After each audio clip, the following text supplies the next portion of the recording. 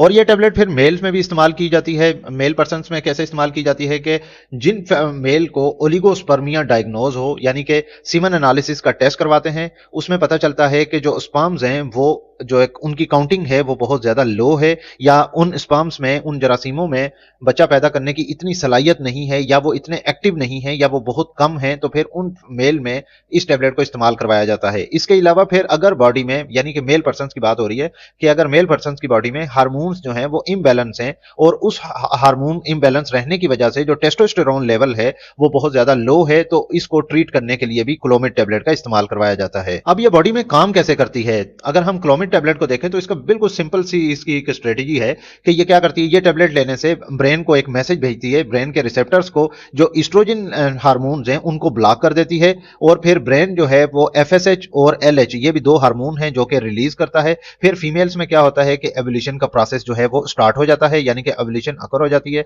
इसके अलावा फिर अगर हम मेल में देखें तो टेस्टोस्टेरोन लेवल और स्पर्म की प्रोडक्शन जो है वो इंक्रीज करती है, यानी कि जो मेल स्पर्म्स हैं वो इंक्रीज हो जाते हैं।